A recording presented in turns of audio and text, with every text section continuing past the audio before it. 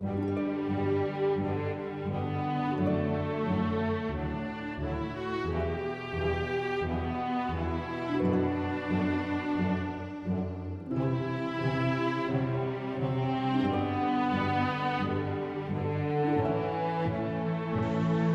have to ask, why would God present this requirement?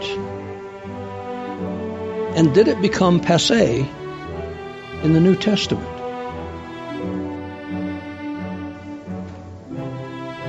Another question is the wave sheaf offering mentioned even in the New Testament? Do we find it there? But from this we see that there's a direct connection between this particular offering and the day of Pentecost.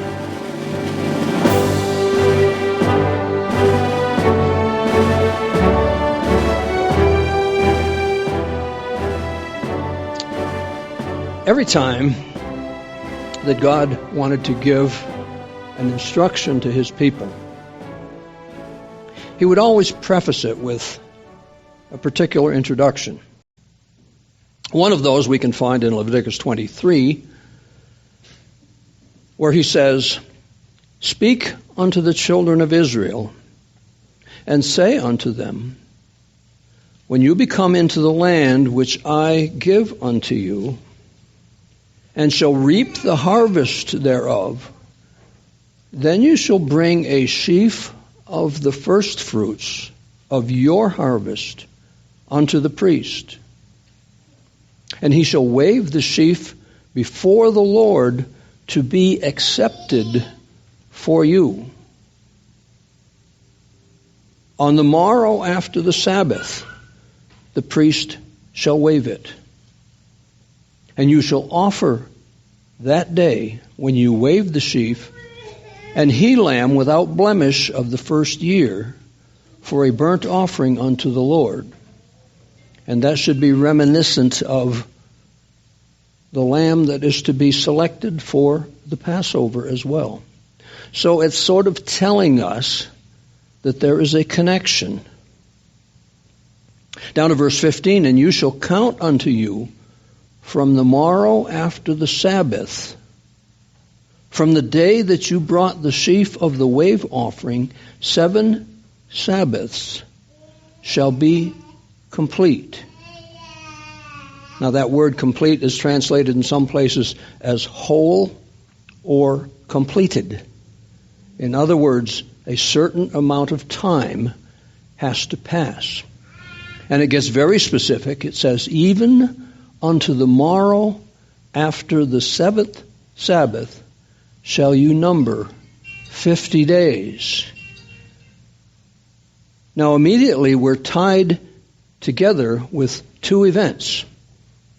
Number 1 is the wave sheaf offering, which is required to determine which day is the 50th day.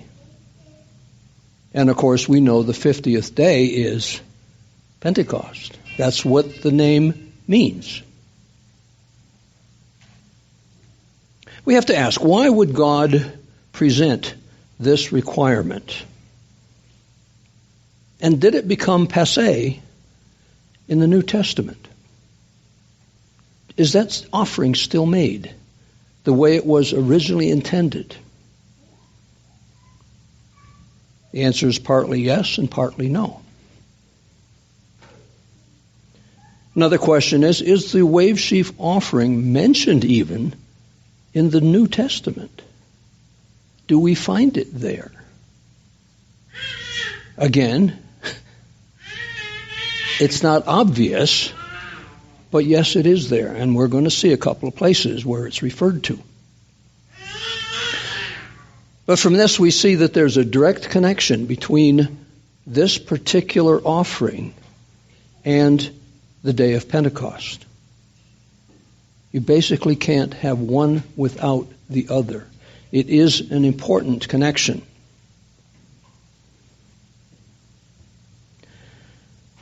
Now, the wave sheaf was required of a particular echelon of people. It wasn't just anyone. It was the laborer. It was the farmer. It's the one who produced the grain. A caring farmer. And he didn't offer the offering himself. He had to bring it to the priest to wave it. And not just any old time. He had to bring it at a particular time. In fact, a particular time of day, as we realize from the New Testament example. But the wave sheaf is unique. You don't go to the calendar and find out what's wave sheaf day. It isn't on there. The wave sheaf is determined by a very unique method. Now, God gave instructions just before the Exodus for them to reorient their calendar. The one instruction he gave directly about the calendar was the matter of when the first month of the year would be. And that was specifically the month of green ears. That's what the name for that month means, the Abib. It's the first ripe barley. And it was the first ripe barley that was the key to determining when the whole holy day calendar would begin. It was kind of a judgmental situation. Like I say, it wasn't a fixed calendar date. Never was meant to be. The priests would have to examine the ripening barley 2 to 3 weeks ahead of time and project whether that barley was going to be ripe enough to be offered as a wave sheaf offering. It had to be sufficiently ripened to be acceptable. So that was important. Now, there's kind of a strange thing with the calendar, because the original calendar, in fact, the biblical calendar that we use today, is lunar. It's a lunar calendar. It depends on the phases of the moon. A lunar month is 29 and a half days. That's why some months are 29 days, some are 30. But there's a problem with that, because 12 lunar months is only 254 days. It's 11 days short of a solar year. So something has to be done to keep the lunar calendar in sync with the solar calendar so that your harvest seasons don't slip out of season with the solar year. The Abib, or the first ripening barley, had something to do with that. If it were determined that the barley is not going to be ripened enough for the wave sheaf offering, they would delay the start of the new year by adding a 13th month. And that has to be done about a third of the time to keep the lunar calendar in sync with the solar calendar. But it was the Abib that determined which month would be the first month of the year. And from there, the whole array of holy days is based on the wave sheaf. Now, it's not a major observance. It's not a high day. But it's a day that was key to determining the calendar.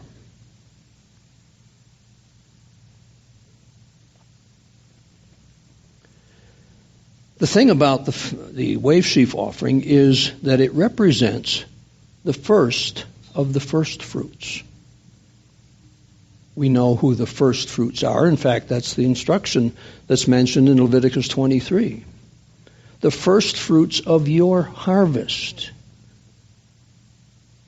The important aspect of the wave sheaf is that it represents the first fruits.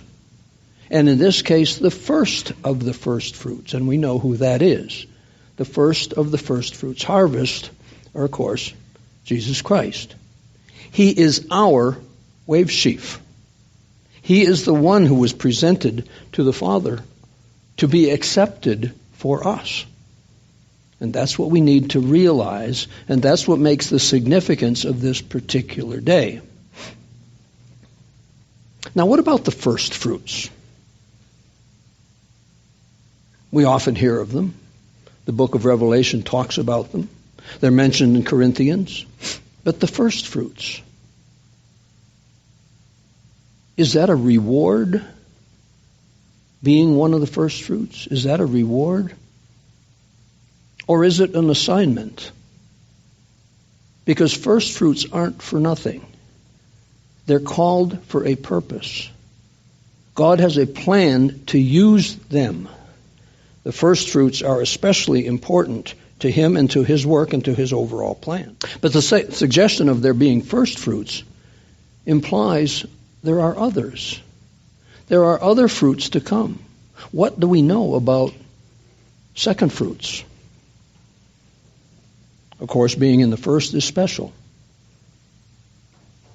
One thing we know about God's holy days is that they are harvest-oriented. In Old Testament times, they thought of the physical grain harvests or the produce harvests. We think of it more being a harvest of humanity. That's what God is working on, is the harvest of humanity. But the wave sheaf is a harvest function. It begins a season of harvest, the first implying that there is a second harvest season. And of course, the harvest that's associated with Pentecost is first fruits. That whole span of time between the wave sheaf offering and Pentecost is the first fruits season, leading to the Feast of First Fruits. That's what we call Pentecost, the Feast of First Fruits. And of course, the Feast of First Fruits puts a capstone on the end of that harvest period. In Revelation 14, we're given a picture of these harvests, both of them. Revelation 14 is quite interesting in what it reveals. In about verse 4, and this is talking about those that we understand to represent the first fruits. It's talking about the 144,000 redeemed from the earth, but in verse 4 it says, "These are they which were not defiled with women, for they are virgins. These are they which follow the Lamb whithersoever he goes. These were redeemed from among men, being the first fruits unto God and to the Lamb." But that's not the end of the harvest. That is merely the summation of the first harvest. There is another harvest to come, and that's pictured in the latter part of the same chapter, which talks about the harvest of all of humanity. There's a difference there.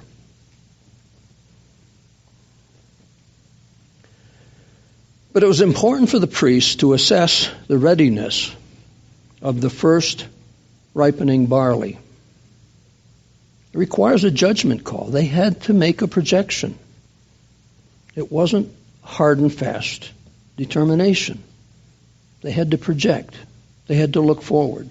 They had to assess whether or not in 2 to 3 weeks that standing grain would be ready to be offered as a adequately ripened first fruits offering. And as I mentioned before, 11 lunar months is 11 days short of a full solar year. They need to add a 13th month roughly every third year. But that's not mechanical either. That's not mathematical. It's something that has to be determined by making a judgment call. We can see that judgment is a factor in determining the ripeness, the readiness of the offering.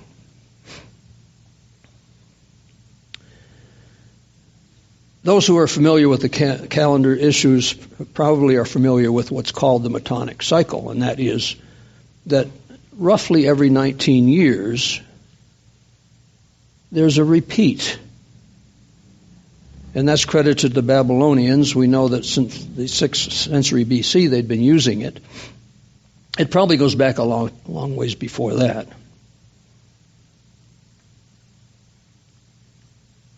But you can sort of predict, you can sort of project ahead as to what the calendar would be doing 19 years forward. Now, the wave sheaf offering falls between the 15th day and the 21st day of the first lunar month. In other words, it falls within the days of unleavened bread. But the projected readiness needs to be assessed in the waning days of the 12th month to know whether or not they should be adding a 13th month. Now we can say, what's the point of that? What's the significance of that? Well, we sort of deal with the significance of that every time we observe God's holy days because it had been determined by the Abib at some point in the past. The first ripe barley represents the start of the first harvest, the early harvest. The first harvest is pictured being completed by the day of Pentecost. And there's an important message right there. And that message is that there are two harvests.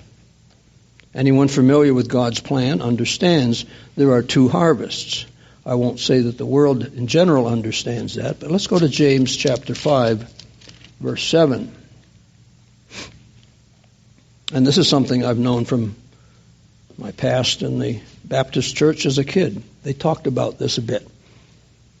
But it's the early and the latter rains. James 5, verse 7. Be patient, therefore, brethren, unto the coming of the Lord. Behold, the husbandman waits for the precious fruit of the earth, and has long patience for it, until he receives the early and the latter rain. There's a huge amount of information in that one passage. The coming of the Lord. So if it's identified for us who this is talking about. The husbandman, that's the Lord. He is waiting for the precious fruit of the earth. In this case, it's not talking about physical produce. It's talking about the people that he is preparing for his harvest. He has long patience for it. There's a long time plan being worked. The time that I spoke on the divided kingdom was a time or two ago. We sort of talked about that. God has had a long-term plan. It's been going on for a good 3,000 years that we can document, where he has divided his people into two elements that he is using to bring forth his plan for humanity. But his interest is in the harvest of humanity. That's the harvest he's talking about. And it mentions, finally, the early and the latter rain. There are two harvests. One is the result of the early rain, and one is the result of the latter rain. That's important to understand because it factors into what we're talking about. Now, the barley that was to be used for the wave sheaf offering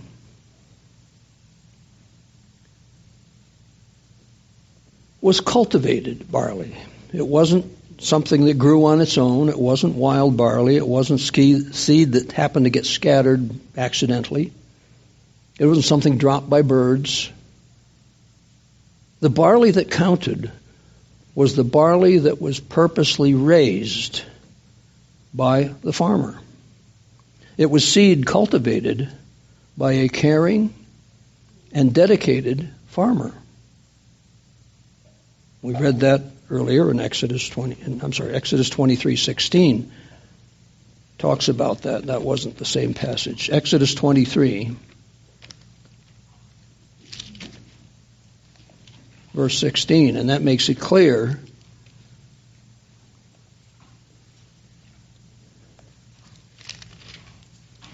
that this was not just anything that grew on its own.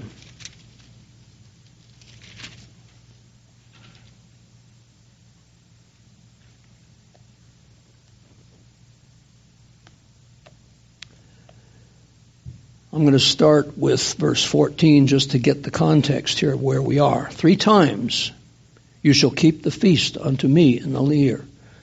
You shall keep the feast of unleavened bread. You shall eat unleavened bread 7 days, as I commanded you.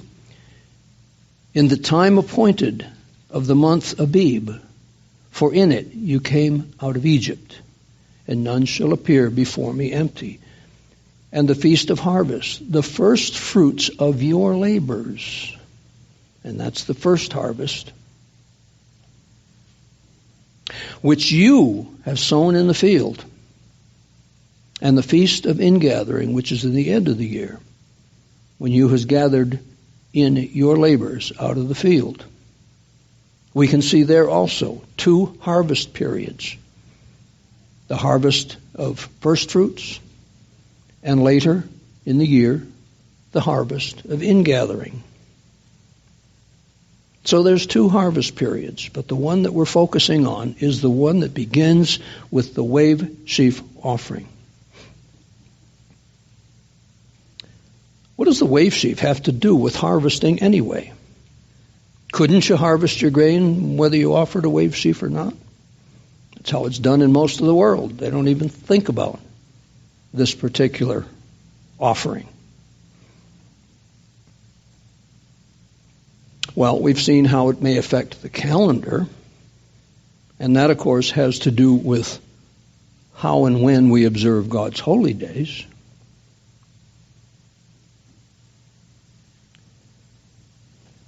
But the harvesting, in that society at least, began on wave sheaf day, what we could call phase 1 of God's harvest plan of humanity. Because you see, it became ceremonially legal to harvest once the wave sheaf is offered. They offered the wave sheaf that Sunday morning, the Sunday morning after the 7th Sabbath is completed. Then they could go out into their fields and begin the harvest in earnest. Now think about what that means.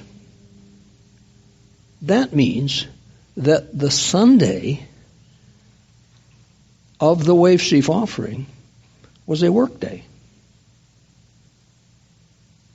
See the implication of that?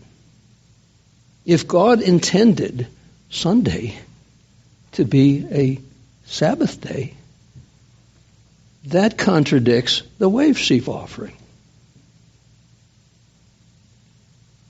So for those who would want to think that the early New Testament church shifted from a Sabbath-keeping organization until a Sunday-keeping one, they've got that little problem. They have to ignore the wave sheaf and what it means.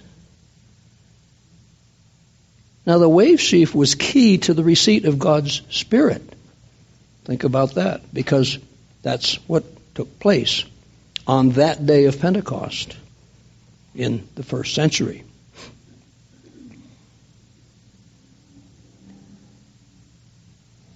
Legally, they couldn't begin the harvest until the wave sheaf offering had been offered up. Now, this tells us something also about the calendar situation. We think of the calendar in the terms of the solar calendar that we have to deal with, but in the ancient world it's quite different. Most societies back then were or operated under a lunar calendar. We think Rome was different. No, originally it was not. I think we've all heard of the term the Ides of March. Do you recall what that refers to? In the Roman world, the Ides of March was the full moon that occurred within the month of March. Now that tells us, or that gives us an example, that the early Roman calendar was lunar. And that the first month of their calendar was March. Now think about September, October, November, December. In Latin, that's 7, 8, 9, 10. December is the 10th month on the original Roman calendar, at least of that period of time. Which meant their new year began 2 or 3 months later. Now, it was the sun worshippers who changed to a solar calendar. Perhaps we could say the Mithraists. I'm not sure exactly who it would be credited to, but that's how it happened, that the calendar got changed, where New Year now begins at midnight, ending the 10th month. But the Ides of March is interesting, because the first, or the full moon of the month of March would have been the first day of unleavened bread. Did you ever think about that? Now, what made the Ides of March famous was, of course, the assassination of Julius Caesar. That's probably where that term gained so much use. But the Greek world didn't use the Julian calendar. That was more of a Roman determination, effective about 46 BC, give or take. But the Roman calendar also used to begin in the spring. So a vestige of the old and the original Roman calendar remains even in the names of the days of our months. So lunar months are not unique to the Jewish or the Old Testament religion. It was common in the world in the years BC. The early New Testament church observed the wave sheaf prescription, even evangelized Gentiles. Did you realize that? In 1 Corinthians 16, and I had asked earlier, is the wave sheaf mentioned in the New Testament? And the answer is perhaps not directly, but 1 Corinthians 16, there's a very interesting passage. Because there was something going on in the world of that time. There was a famine. It was affecting the eastern Mediterranean. Paul instructed the churches of Galatia and Corinth to take up and prepare food offerings to relieve the brethren in Judea. Chapter 16, verse 1, now concerning the collection for the saints, as I have given order to the churches of Galatia, he wanted them to do the same thing. And here's the interesting verse, and it's amazing what the world has done, the world of religion has done with verse 2.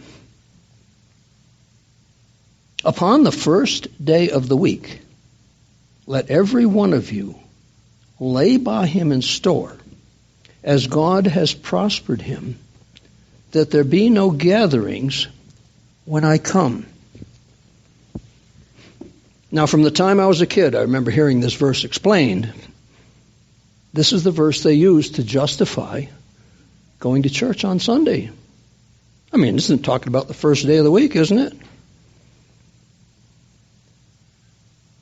Strange comment here. Paul says that he doesn't want there to be any gatherings when he comes. Now that alone should throw up a huge question mark. the Apostle Paul is going to come to this congregation or this region in Corinth, but he doesn't want there to be any gatherings when he comes. Now, if this is talking about going to church on Sunday, wait a minute. Because we don't understand the wave sheaf offering, this verse sails right by the comprehension of most people. Let me explain to you what he's really talking about here. They're gathering up foodstuffs. They're putting it up, which would in effect drying it or preparing it for a long voyage. And they were to do it on what he calls the first day of the week. That's how it's translated. And people think that's talking about Sunday.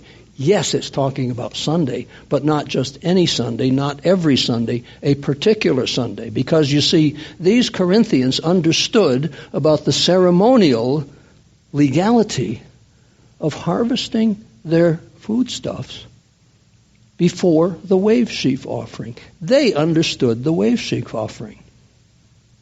And Paul was instructing them without having to explain, because they already understood. He was instructing them to begin this putting aside of their harvest on a particular day. And it's not the first day of any old week. The actual meaning of that passage is the first day of weeks. Weeks is plural there. Upon the first day of weeks, let every one of you lay by him in store. They were to go out into their fields and begin harvesting and begin preparing their food for a journey. Because somebody was going to pass through the region at some undetermined time, and they didn't want to have to wait for people to go gather their stuff then. They wanted to have it ready ahead of time. But what this tells us is the Corinthians understood the ceremonial legality of harvesting their grain, which would have been the first thing ripe. It wouldn't have been melons, it wouldn't have been grapes, it wouldn't have been fruit tree produce. It was basically the first ripe barley. That was the first thing that they were to begin gathering. But the Corinthians understood what he meant. The first day of weeks was the day when it became ceremonially legal to do so. So there's a hidden message there that most people don't get. And those that think it's talking about passing the offering plate in church on Sunday morning, which is, you'll hear that explanation somewhere, but not the point at all. That's what we need to understand. And verse 3 sort of reinforces it. And when I come, whomsoever you shall approve by your letters, them will I send to bring your liberality unto Jerusalem. This isn't talking about passing an offering plate. This is talking about putting up foodstuffs to relieve the famine that was going on in Judea. But the time when he said to begin doing that, so that they're all on the same page, so that they're all doing the same thing, was the first day of weeks. Now, what was the first day of weeks? That was the first day of the count of 50 days to the Feast of Weeks. So the early New Testament church, even Gentile areas, understood this, which most people don't understand today. The early New Testament church lived with a different awareness than do modern Christians. In Luke chapter 6, there is another reference, and this one is particularly potent and interesting. Again, misunderstood because it doesn't square with people's modern day understanding. First 5 verses of chapter 6, Luke chapter 6. Picture this, because this is really important. And it came to pass on the second Sabbath after the first that he went through the cornfields, and his disciples plucked the ears of corn and did eat, rubbing them in their hands.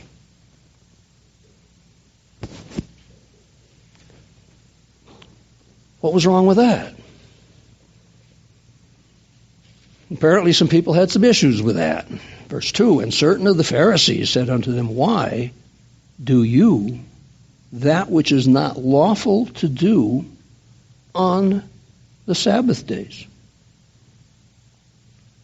And Jesus answered them and said, have you not read so much as this, what David did when he himself went and hungered, and they which were with him? How he went into the house of God, and did take and eat the showbread, and give also to them that were with him, which is not lawful to eat, but for the priests? And he said unto them that the Son of Man is Lord also of the Sabbath. Now this is another favorite passage where people like to diminish the applicability of Sabbath keeping. Again, not the point at all. What were they doing that was quote-unquote unlawful? We can see what the accusation was, and it was a double accusation. They were doing something that was unlawful, but also doing it on the Sabbath day. There's a double accusation there, and Christ came back with a double response. It's important to notice that.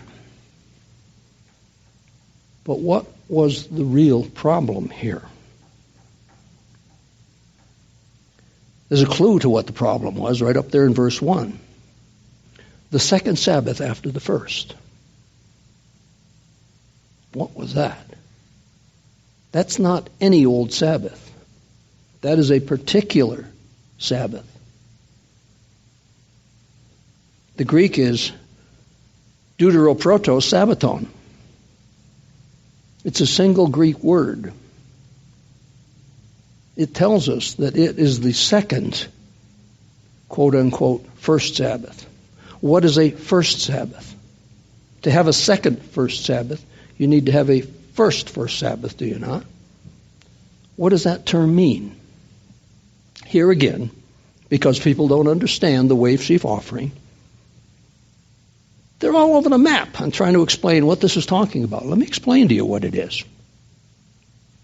There were two major methods of counting Pentecost.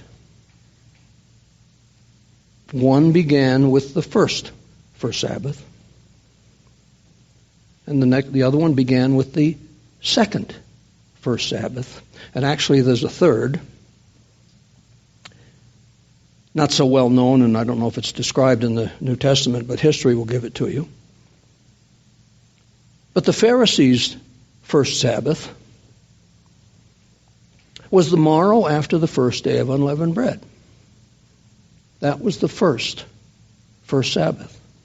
It's not the one that Jesus and his disciples and the early New Testament employed. They used the second first Sabbath. The second first Sabbath was the Sabbath, the morrow after the Sabbath that falls within the 7 days of unleavened bread. And that is the Sabbath on which the wave sheaf is offered. It's not the Pharisaical wave sheaf, but it's the Sadducean wave sheaf. And the Essenes counted from the morrow after the last day of unleavened bread. So they came up with Sivan 12. But the one that's important here is this second first Sabbath, which is an endorsement of the Sadducean method of counting, which is the one we use. That's why Pentecost for us is a weekly Sunday, every time. With the other count methods, it isn't. It'll move around on the calendar. It'll move around in which day of the week it is. But Pentecost is a Sunday. The Pentecost that we read of in Acts chapter 2 is a Sunday. It should be. That's the day that you come up with if you start counting from the second first Sabbath. So do we understand that term? Now, here's where it gets interesting. Let's go over to Matthew 12. Because this is an account of the same incident. Matthew 12, verse 6. And you'll see the same explanation from verse 3 on that we had just read in Luke chapter 6.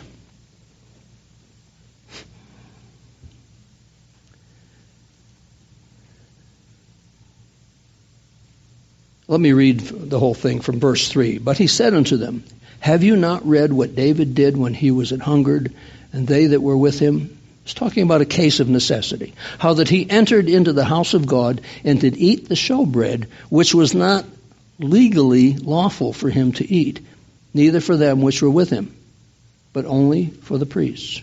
Or have you not read in the law? He's talking about the law here. How that on the Sabbath days the priests in the temple profane the Sabbath and are blameless. The priests did their laborious work on the Sabbath day, and that was legally prescribed.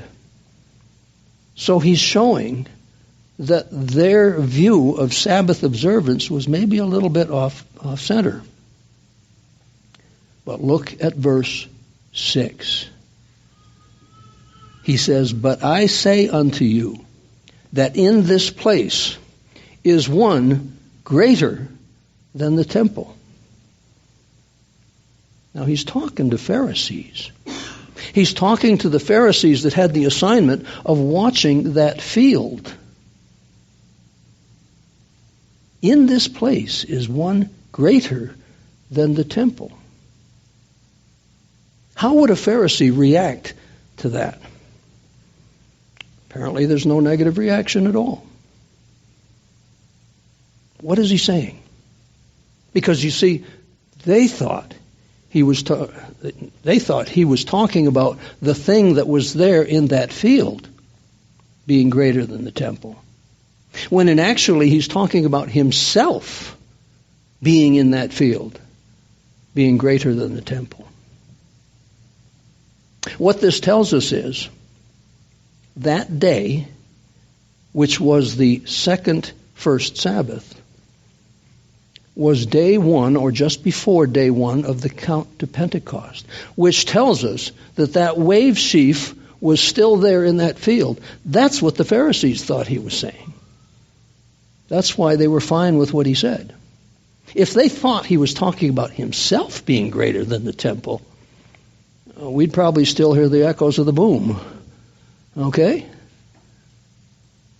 They would have gone berserk. So that tells us that the wave sheaf was still in that field on the second first Sabbath. It hadn't been legally offered before that. It was still there. And this was a lesson for his disciples about the wave sheaf offering, which was about to be offered the next morning, day one of the count to Pentecost. If this incident had happened a day later, it would have never been an issue. Nobody would have cared. But they were violating the wave sheaf field. That's why it was being watched. They were violating the wave sheaf field by taking of some of its grain and eating it then and there, before it was ceremonially legal to do so. So to answer the question, does the New Testament talk about the wave sheaf offering? And the answer is, yes, it does, but in an indirect way. It speaks to those who know the ceremony and what it means.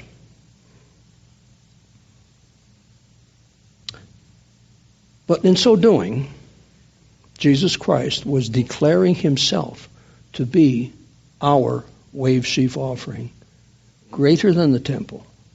We don't need the temple once we have his offering. Now, the temple is fine for its services, but we don't look to the temple we look to him, the wave sheaf, who was offered for us. There's another place that talks about this, and it's in Daniel chapter 7. Daniel chapter 7.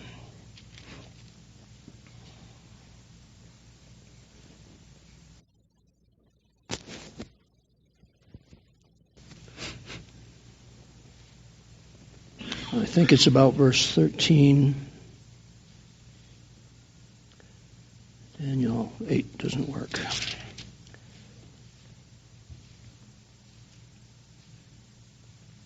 Daniel chapter 7, verse 13. And I saw in the night visions, and behold, one like the Son of Man came with the clouds of heaven, and came to the Ancient of Days. And they brought him near before him. Now we got two beings here. One is referred to as the Ancient of Days. The other is referred to as one like the Son of Man. So at this moment in time, when this is happening, the Son of Man is being brought before and waved before the Ancient of Days to be accepted. It was essential that he be accepted, because without his sacrifice being accepted by the Father, there's nothing. All of our faith is vain. His resurrection is essential. His presentation before the Father to be accepted for us as our wave sheaf offering is essential.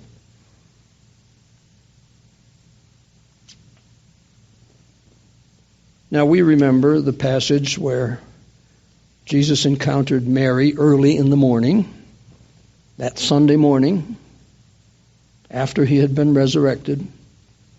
We remember where he says, "Touch me not, for I have not yet ascended to the Father." But he says, "Go tell my brethren, I'm about to." It's in John 20, verse 17. We know that passage. That was that very morning. What we just read in Daniel 7 is what happened only moments after that encounter. His first ascension, after being conceived, after growing up as a human being, his first ascension back to the Father, the first time that the two had been in each other's direct presence for some 34 years, was on Wave Sheaf Day. That morning, the Sunday morning after his resurrection. And he didn't enter on his own. He was presented by others. Notice it there in Daniel 7:13. He was presented by others. They brought him near before him. Again, the priesthood acting as the intermediary to present the wave sheaf to God. The farmers didn't wave their wave sheaf on their own. Jesus was our wave sheaf, presented for us. His acceptance in that capacity was necessary. Without Jesus as our wave sheaf, then none of the Holy Day events are effective. Not those that deal with personal salvation, and not those that represent world salvation. He was the first of the first fruits harvest. Let's go to 1 Corinthians 15, where we had been earlier. 1 Corinthians 15. Well-known passage. Verse 20 and 23. But now is Christ risen from the dead, and become the first fruits of them that slept. down to 23, but every man will follow on in his own order. Christ, the first fruits. Afterward, they that are Christ's at his coming. So there's the beginning of that harvest period, which is Christ being presented as the first fruits. And there is a conclusion to that period of first fruits harvest that occurs at his coming.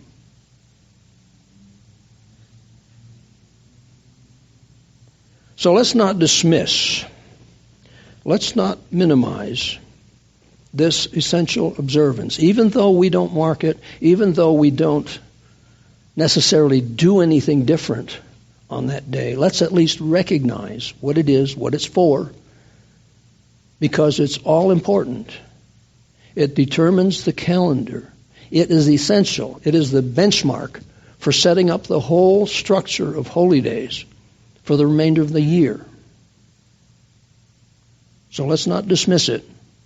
Let's not consider it irrelevant, because without it, there'd be no Pentecost.